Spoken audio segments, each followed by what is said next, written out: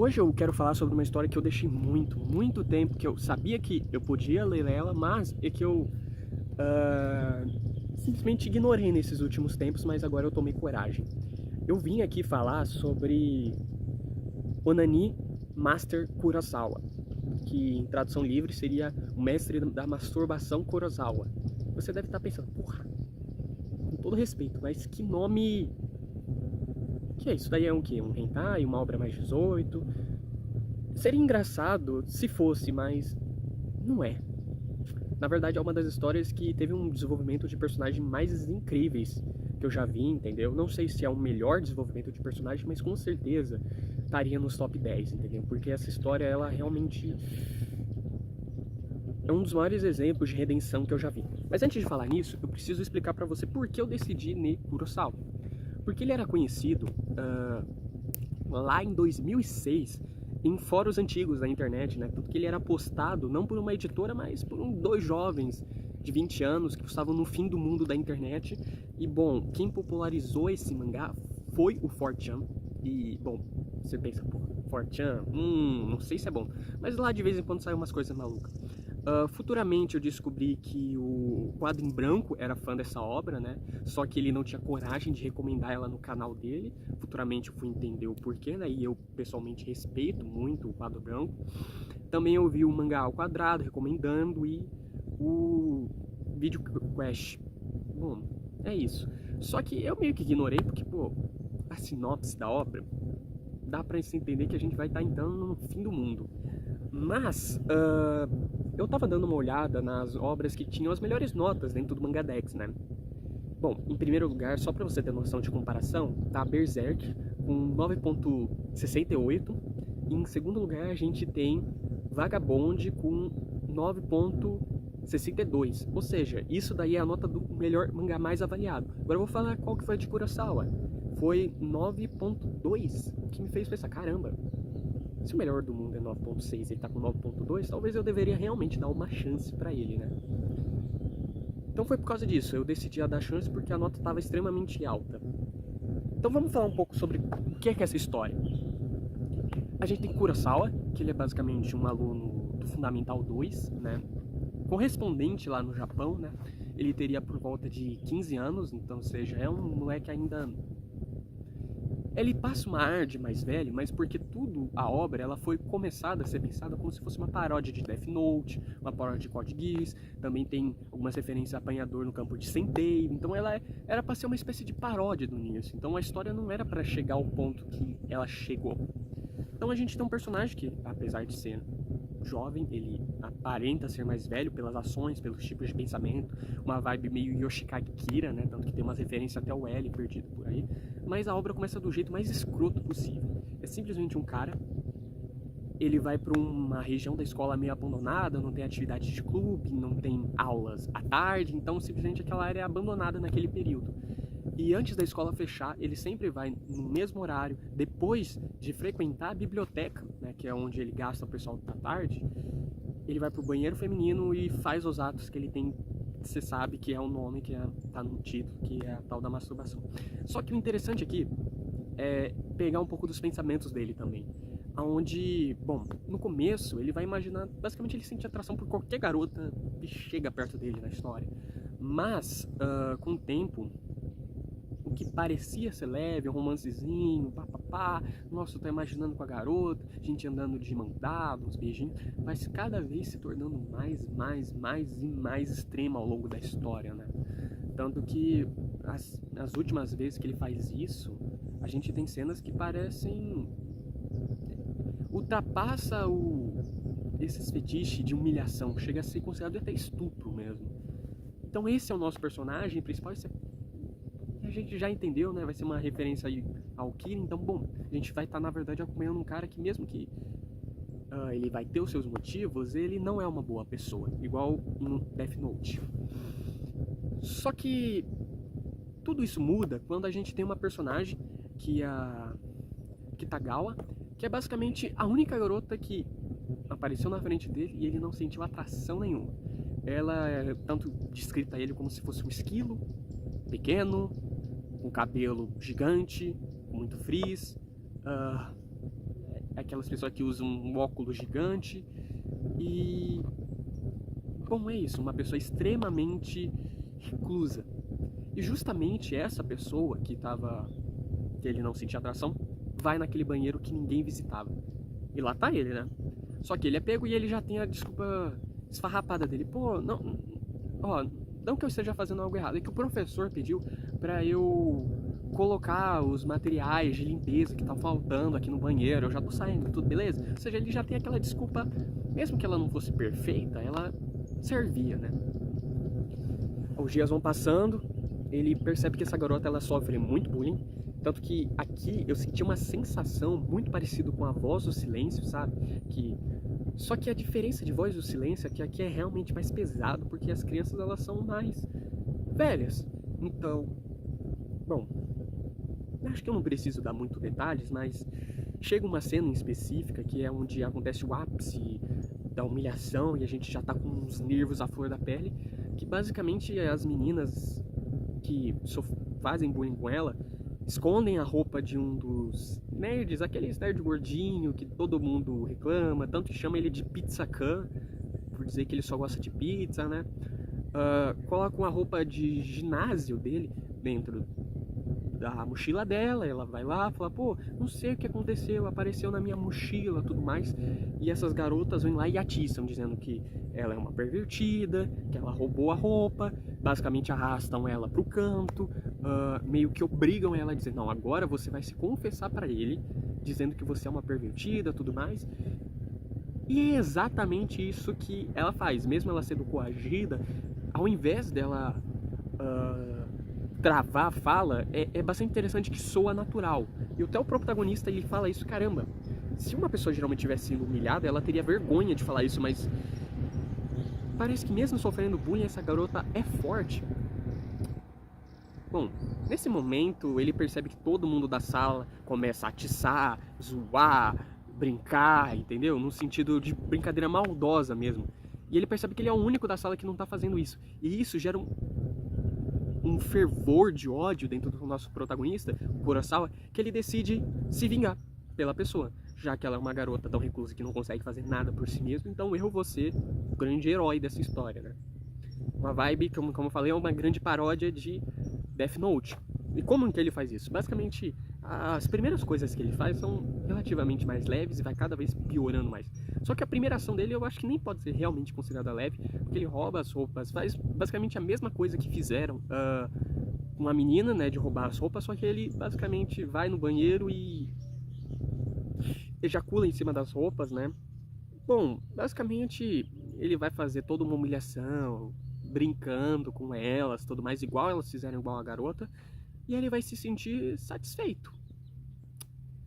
Só que, bom, a história continua, essa prática escrota que ele tem de fazer sempre vai continuando, e a Kitagawa, que é essa garotinha, começa a suspeitar dele, né? A gente não entende um motivo a início, mas ela acaba achando ele, ela vai no horário que ela sempre vai, bate na porta, ele não responde, ele fala, Kurosawa, eu sei que você está aí. E é nos revelado que no dia que os dois se encontraram no banheiro, o Kurosawa usou aquela desculpa, não, o professor veio aqui para eu repor algumas coisas dos produtos de limpeza. Só que ela que foi chamada pelo professor, então não tinha como ele tá ali, então era uma mentira. E bom, a partir do dia que ela viu que naquele dia que ela sofreu bullying, ele foi o único que não atiçou, ele saía sempre do prédio no mesmo horário, então ela foi até lá e supôs que ele estaria lá e realmente. Então aqui vai começar uma narrativa muito parecida com a Konohana, até, onde ela vai pedir para ele se vingar dela para outras pessoas que fazem bullying, pessoas que fizeram bullying no passado e que, bom, como essas pessoas que são horríveis, fizeram tudo de mal para mim, hoje estão bem.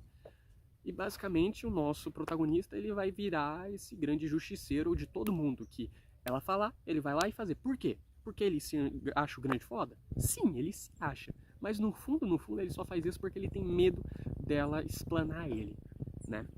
Do ato que ele sempre costuma fazer no banheiro. No começo começa com uma coisa mais, como eu falei, vai crescendo. Tanto que na segunda vez eu acho que uma garota vai usar uma flauta. E bom, a flauta tá toda suja por dentro e você sabe do que. E vai escalando, vai escalando, vai escalando, até que chega um ponto que ele tá louco. Ele quebra a janela da escola para poder invadir ela. E, bom, mas ninguém acha isso. Aí ele fala, pô, tá tranquilo, né? Já vinguei todo mundo que você queria. Agora saia da minha frente, garoto. Eu quero continuar na minha vida fazendo o que eu sempre fiz, o que ele chama de atividade diária dele. Só que aí começa uma coisa bastante interessante nesse ponto, quando a Kitagawa se afasta. Que naquela... que eu falei que sempre antes de ir pro banheiro ele ficava numa biblioteca do lugar, e uma das garotas, que são as mais populares da escola, começa a sentar ao lado dele. E a gente tem uma narrativa sendo construída ali dele começar a se interessar por ela, porque, bom, basicamente ele lê muito, encontrou uma pessoa que também lê, e eles vão se aproximando, até que a garota faz a seguinte desafio para ele. Ele fala, você não gosta de romance, né? Ela falou, não, eu sou um cara onívoro, eu leio um pouco de tudo, mas romance nunca foi minha praia. Sempre achei essas histórias mais fofinhas de boa, quer dizer, de boa não, ruins. E ela desafia, cara, eu acho que alguém que leu tanto quanto você, que é onívoro, conhece vários estilos de gênero, deveria se tornar um escritor, né? Aí ele fala, escritor? Pode ser, mas ele falou... Aí ela fala, mas tinha que ser de romance. Ele fala, como assim eu escrever romance? Eu não gosto desse gênero. Mas ela fala, eu acho que você combina pra ser assim. Porque você tem as características de um cara romântico. E bem, ela fala, pô, cara, você precisa ir pra um ensino médio foda. Porque lá no Japão tem isso. Que o ensino médio você precisa fazer um vestibularzinho pra conseguir entrar numa boa escola. Aí fala, você é um cara inteligente, você só não estuda, mas eu sei que você é um cara bom, você tem que se esforçar, porque bons escritores vêm de escolas boas. Basicamente o cara simplesmente nega tudo, mas, bom, já tá apaixonadíssimo nesse ponto da história. E eles vão para uma espécie de férias, onde vai ter um evento da escola, que todo mundo vai se reunir, entendeu? Aí eles se separam em grupos. Grupo que o Kitagawa tá sem essa garota que ele tanto gosta, então basicamente ele tá naquele passeio só pra existir. Só que a garota que ele gostava acaba saindo do grupo dela e ela fala, cara, eu sei que a gente tá se aventurando em grupo, mas eu quero ficar com um pouco de cada grupo, porque eu quero conhecer todo, eu quero lembrar de todos os alunos, né? E ela se diverte muito naquele dia, naquele período que ficou com o grupo do Kurosawa. E é bastante interessante que nesse momento aparece um cara que vai se tornar uma espécie de... como eu posso dizer? Ele é um cara que sempre vai estar em cima do Kurosawa, dizendo que, bom, vamos ficar junto, eu quero te conhecer, vamos dormir junto, vamos alugar o mesmo quarto. Ele até tem um cabelo afro, é muito top isso daí. E o Kurosawa fala, cara, esse líder dos nerds, o que ele quer comigo, né? Tipo, ele é muito sociável, eu odeio esse tipo de cara que sempre quer estar perto de mim, eu só quero ficar em silêncio. E esse cara que começa a infernizar ele dizendo, não, vamos ser amigos, a gente tá no mesmo grupo, cara, vamos pro karaokê, vamos sair, vamos pro shopping, vamos fazer tudo, tem um grupo, vamos te incluir nessas atividades, porque eu vejo que você é uma pessoa boa. E, bom, essa pessoa se aproxima da garota que ele tanto gostava porque eles estavam no mesmo grupo naquele dia, e ela fala, pô, esse cara, ele até não posso gostar dele, mas ter uma conversa entre nós três aqui é uma experiência muito boa. As férias acabam, eles voltam para a escola, ele volta a ter aquele ato de onanismo diário dele de ir no banheiro. E a Kitagawa, que é aquela garota que sofria bullying, chega para ele e fala, cara, sabe a garota tal? Aí, pera, não é a pessoa que eu gosto? Eu quero que você humilhe ela igual você fez com as outras pessoas. Nesse momento ele vai, obviamente, negar, porque ele gosta da pessoa, e ele fala, não, eu não entendo. Nos outros você disse que tinha motivos, você me contou a história, você explicou a maldade que ele fez, mas essa daí em específico, simplesmente você não quer me dizer o que ela fez de mal. Como que um anjo pode fazer isso? Ela fala, então eu vou explanar o que você sempre fez aqui, pra todo mundo. Basicamente ele simplesmente nega, sai do banheiro, fica putaço da vida. Só que no dia seguinte que ele faz isso, ele vai na escola e ele descobre que aquele amigo, aquele nerd que sempre buscava ser amigo dele, fala, caramba, nossa, cara, tô muito feliz, tal, consegui uma namorada. Falei, pô, pô, você é um cara legal, fico feliz que você conquistou alguma coisa, né? Só que era a pessoa que ele gostava. E nessa parte da história vai ser muito interessante que o jeito que o autor, o escritor vai trabalhar a história é uma narrativa muito parecida com, sabe, aqueles ex-namorados que a ex se envolve com outra pessoa, ele fica puro de ódio, tenta matar a, a antiga ex. Basicamente a história se segue um rumo muito parecido com isso. Cada vez o Kurosawa ele vai tendo muito ódio no coração mesmo. E, bom, basicamente o estopim de tudo isso é quando, escondidos, ele vê os dois, o amigo, a pessoa que ele gostava, se beijando pela primeira vez. E nisso o cara encarna o ódio, entendeu? Basicamente, se ele tivesse alguma arma, uma faca, uma pistola, eu tenho certeza que ele ia partir pra cima e matar aquela garota na maior brutalidade de todas. Mas ele simplesmente percebe que não consegue fazer isso com as próprias mãos e que ele só teria coragem se ele pudesse ter uma arma na mão dele. Nesse ponto a gente, enquanto no começo até dava pra você pensar, pô, o cara tá fazendo justiça pelas pessoas que faziam bullying com a Kurosawa, não, com a Kitahara, aqui não tem mais como você achar que o protagonista faz ele é bom, né? E, bom, ele sempre continua naquela mesma rotina dele. É uma parada realmente dolorosa ver, porque, sei lá, eu senti muita dor pelo artista, mesmo sendo uma história já vivida várias vezes. Eu acho que o autor conseguiu explorar muito bem os sentimentos, entendeu? Que ele trabalhou a imaginação, né? E toda essa ideia que, enquanto nos sonhos ele sempre imaginava ele abusando basicamente de mulheres, nessa história ele percebe, cara, eu sinto que eu tô. Não é uma pessoa aqui, é mais como se fosse um boneco que perdeu a vida, perdeu a inocência. Eu não consigo mais sentir nada, né? Tanto que fala que ele fica excitado, o pedaço de baixo dele cresce, mas ele não consegue fazer isso. E quando ele pensa em fazer um ato pensando nessa garota, basicamente ele vomita. Só que aí a garota vai lá no banheiro, aqui tá água, bate na porta, você tá aí. Então, eu percebi que depois que se descobriu que a garota tava namorando, você tá ignorando ela, você tá agressivo. Eu tenho certeza que agora você vai me ajudar a se vingar dela. E é basicamente isso que ele faz. Ele faz a mesma coisa que ele fez com todas as outras garotas e, bem, diferente dos outros que ele até dava risada, nessa vez que ele faz é só nada, não tem um sentimento puro ali, é só uma sensação de depressão depois que ele faz isso. Basicamente ele enche todo o material dela, a bolsa inteira com você sabe o que, e a história não muda. Eles continuam fazendo as mesmas coisas, as pessoas que fizeram bullying com ela vão seguindo as punições do Kurosawa, só que tem uma vez que muda, que ele invade a escola, ele está em busca de alguns materiais que deixaram dentro de uma caixinha, dentro que os alunos podiam guardar coisas. Por curiosidade, ele decide abrir a gaveta da pessoa que ele gostava, né, para saber o que tinha lá dentro. E lá tem um desenho. Ele pensa, pô, ela gosta de ser modelo, então vai ter um desenho dentro das pastas, dela vestida com vestidos, joias, roupas bonitas, né, de modelo, ela se imaginando o look que ela gostaria de vestir.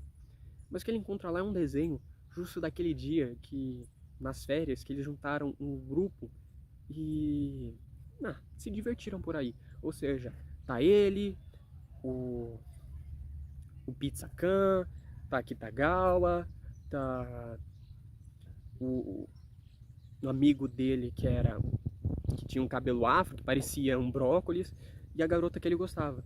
E o título da obra era As Férias Mais Felizes que Eu Já Tive. E tem um bilhetinho escrito embaixo que eu gostaria que se repetisse de novo um dia. Quando ele vê isso, basicamente ele fica arrasado, porque todo esse momento que ele participou daquelas férias, ele não gostou de nada, né? Mas ela se divertiu, né? Porque ele que no final era o chato, que não queria aproveitar as outras pessoas, que queria ficar isolado, tudo sozinho. E nesse dia ele decide que ele vai parar de fazer tudo isso que ele tá fazendo e bate um sentimento de culpa, porque aquela garota não merecia isso. Talvez as outras merecessem. Não é a questão. A questão é que aquela não merecia, sabe? E aí que a história simplesmente muda e vai para um rumo que eu não esperava. Ele se encontra com a Kitagawa, ele fala, pô, eu não vou mais participar dessas coisas que você faz. Ele coloca a real na mesa, que basicamente tudo aquilo que ela faz é infantil, que é uma raiva que nunca vai acabar, e que no final ela não tá se saindo melhor, cada vez ela está mais com ódio, né? Muitas das pessoas geralmente costumam dizer, nossa, eu queria tanto que essas pessoas que fizessem essas coisas comigo fossem agradáveis comigo. Ela foi no caminho oposto, de eu quero que elas queimem no inferno, é isso. E basicamente eles sempre se comunicavam pela uma porta, isso é bastante interessante, né, que era a cabine do banheiro. Ele simplesmente abre e foi indo embora. Nosso acordo acabou a partir de hoje. Ela fala, eu vou contar para as pessoas o que você fez, porque você tem uma dívida comigo, blá blá blá. E falou, olha, até isso, espera pelo menos amanhã terminar e você vai entender o motivo. A gente fica tipo, como assim? O que ele vai fazer amanhã para simplesmente convencer ela a não falar nada? Mas chega o amanhã, as aulas acabam, ele pede, professor, eu tenho um aviso para dar para toda a turma aqui. E ele vai lá pra frente e ele confessa todos os crimes que ele fez. Essa cena me surpreendeu de um jeito muito bom. E basicamente a vida dele a partir daquele dia se torna um inferno, né? Todo mundo começa a zoar ele, começam a pichar as coisas dele, roubar as coisas dele, bater nele, principalmente as namoradas das pessoas que ele fez o ato. E basicamente a vida dele se torna um inferno, só que em vez dele ficar bravo, que ele fica até um pouco, mas ele decide aceitar tudo aquilo, porque segundo ele merecia. Vai passando os dias, a gente vai vendo ele sendo humilhado das diversas formas, passa um tempo da história da gente vendo ele se arrependendo dos atos, pensando no que ele fez. E ele até chega na Kitagawa, que é aquela garota que ele sempre tentava vingar, e ele fala, você tá muito distante de mim, mas olha, só porque o nosso acordo acabou, eu não quero que você seja uma completa estranha pra mim. Porque eu ainda me importo com você, porque eu fiz tudo isso porque eu queria que você se sentisse melhor, mas você não se sentiu. E é nesse momento que o título da obra aparece, né, que picham simplesmente na mesa dele, Onanai Master Kurosawa, né? O mestre da masturbação Kurosawa. Ele fala, tá. As pessoas sempre vão lembrar de mim por essa frase. Mas tudo bem. Eu acho bastante interessante porque essa obra, sempre quando você for falar o nome dela, você não vai falar o nome do personagem só. Você não vai contar a história, você vai lembrar desse nome. Toda vez que eu lembrar dessa obra, eu vou lembrar desse nome, que eu vou lembrar dessa cena dele começando. Pra sempre eu vou ser chamado assim. E basicamente aquele amigo dele que, bom, teve a namorada, entre aspas, violada, né, por aquele cara, ele vai fazer o impossível, porque o cara, ele sempre quis se aproximar dele, ele no primeiro momento vai se sentir, ele não vai querer fazer isso, mas ele vai, é isso a questão. Esse cabelo afro aí, cabelo de brócolis, o nerd popular que ele odeia, chega pra ele, o perdoa, e começa, por exemplo, tem uma cena que ele ajuda a procurar os pertences perdidos que as pessoas roubaram dele, ele ajuda ele a limpar a mesa dele, né, com pichações, ele tenta incluir ele nas atividades que ninguém quer participar, ao invés dele trabalhar com a namorada, por exemplo, em uma atividade em dupla, ele vai justamente naquele cara. E isso, pra mim, nesse momento, basicamente me lembrou de Jesus. Uma pessoa que desde sempre tá lá. Vem comigo, vamos participar junto, esteja comigo. Mas ao mesmo tempo ele não forçava, ele só dava o convite. E quando você comete o ato obsceno, o ato errado, ele vai lá, ele é um dos primeiros a te perdoar, porque tem todo esse negócio da graça, do amor. E ele se torna próximo e realmente começa a te ajudar. E as pessoas julgam como esse cara pode estar perdoando esse monstro. Basicamente eu vi Jesus Cristo naquele cara. E é mais engraçado disso que a própria namorada indaga ele, né? Pô, por que você fez isso? E ele começa a contar umas histórias, e ele começa a convencer. E no final, ele convence, olha que bizarro, própria namorada que tinha sido violada pelo cara a tentar pedir perdão. E é uma cena muito interessante que quando ela fala, pô, eu sei que você fez, mas eu tô percebendo que você tá tentando mudar. Você teve a coragem de ir lá na frente e basicamente confessar seus pecados. Eu te perdoo. Só que o cara, ele não recebe esse perdão. O Kurosawa, ele diz, não, ele começa a falar, dá mais detalhes ainda que naquele dia ele não deu, falando sobre o pensamento que ele sentia sobre ela, da inveja que ela sentia. E ao invés dela se sentir bem, quanto mais detalhes ele vai dando para justificar o não perdão dele, mais enojada ela vai ficando, até que ela fala, cara, realmente, eu dei o meu perdão muito fácil, você vai ter que lutar mais para ter esse perdão. Então vamos fazer um acordo. Faça o que você prometeu pra mim. Pô, o que eu prometi pra ela? A única coisa que, entre aspas, eu prometi, porque na verdade foi ela que falou que eu deveria fazer, é me tornar um artista de romance, né? Escrever um romance. E ela fala, cara, pra isso você vai ter que mudar essa vida, e bons artistas, eles vêm de escolas renomadas. Então, basicamente, nesse ponto, ela desafia ele a fazer um vestibulinho, a estudar, e conseguir dinheiro e se tornar um escritor de romance. Eu simplesmente adorei essa cena. E ele realmente faz isso. A partir dessa história, a gente vai ver o cara cada vez mais se dedicando, ele vai começar a ler romance, ele vai começar a treinar escrita, ele vai começar a ir pro vestibulinho, que é bastante interessante, que quem chega atrasado no vestibulinho fica... No Japão tem tudo isso, em vários outros países também, acho que Índia também, que o cursinho ele é separado por níveis de desempenho, então ele começa do nível mais baixo, mas não. Como eu cheguei atrasado, eu tô nesse nível mais baixo, mas eu vou subir até o topo. E a partir desse cara, ele vai cada vez se auto-aperfeiçoando, as pessoas que ele machucou, as pessoas que ele menosprezava, né? Por exemplo, o amigo dele, ele não fez nada, nenhuma ação para vingar, por exemplo, desse amigo com um cabelo afro, mas ele julgava as pessoas. E cada uma dessas pessoas, mesmo que não tivesse feito uma coisa má, mas ele simplesmente ignorava, ele vai tentando se aproximar, mesmo sendo muitas vezes humilhado. Só que a Kitagawa, que é aquela garota que ele sempre tentava proteger, ela tá muito ruim. E chega um ponto que ela tá numa aula, acho que de entalhação de madeira, eu achei isso diferente. Basicamente, as minas enchem o saco dela com um entalhador, basicamente ela enfia dentro do braço, rasga pra fora. Uma cena bem pesada e basicamente a partir daí ela vai abandonar a escola e dentro da própria casa ela acho que vai tentar, acho que pelo menos umas 5 tentativas de suicídio que vai levar ela pro hospital, né? A escola acaba, bom, eles vão agora pro ensino médio e um ano depois a gente vai ter um reencontro da turma. Só que o Kurosawa, ele sabe que aquela garota, ela não vai porque basicamente ela abandonou a escola, ela fica reclusa dentro do próprio quarto. E aqui é muito interessante que ele sempre vai até a casa dela, ela trancada dentro do quarto. Ele fala, pô, nossa relação, quando tava no banheiro, sempre era separada por uma porta, né? Parece que aqui tá a mesma coisa. Ele senta e quando ele tem um tempo livre, ele sempre vai na casa, conversa com ela, fala de quando estão os colegas, tenta falar como tá o mundo, como tá o dia.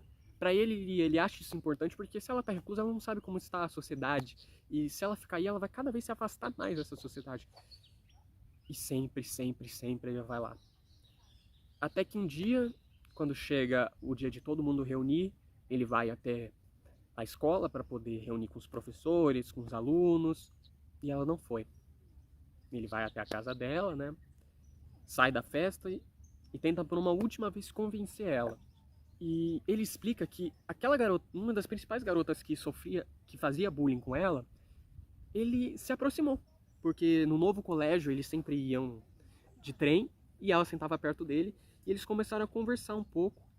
E ele fala sobre como ele conversou bastante sobre os atos que ele fez, o bullying que ela fez e, bom, ela se sente mal, porque, pô, uma coisa é quando você tem os seus atos, não tem consequências, porque o professor não briga com você, então, tanto faz.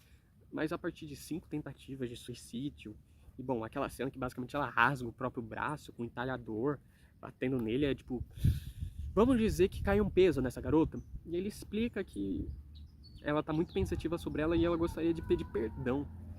Ele vai conversando, conversando e ele consegue convencer ela a sair de casa e levar ela para o encontro dos alunos. Mais um tempo se passa e essa garota que ele começou, que era o líder das garotas que faziam bullying, eles começam a ficar mais próximos.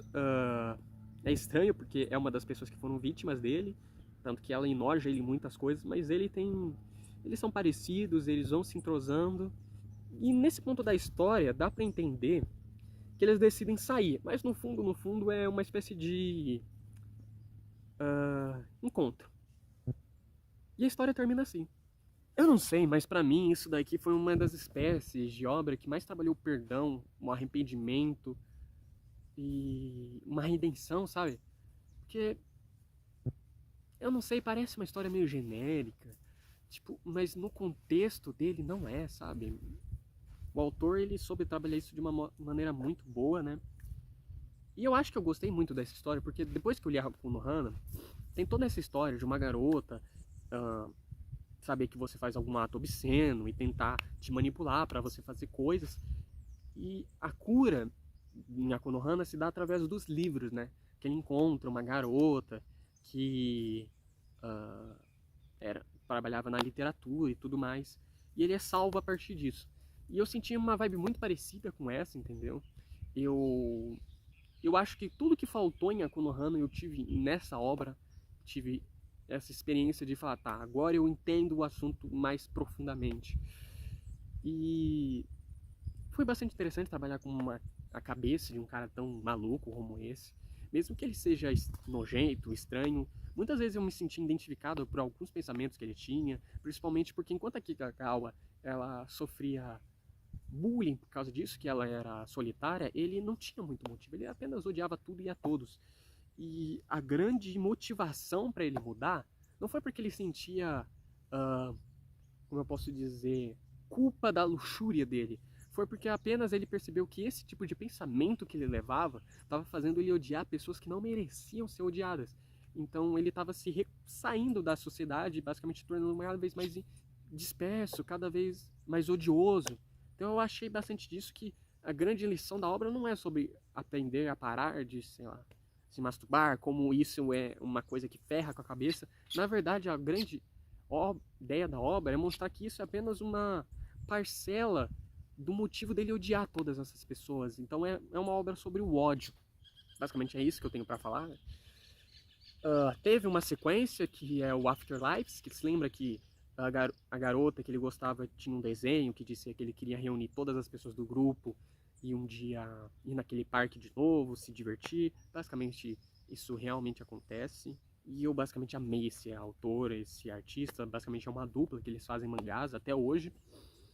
É uma história que não foi publicada por nenhuma revista, é uma independente, né? Então a arte ela não é finalizada, ele não tem aqueles traços pretos.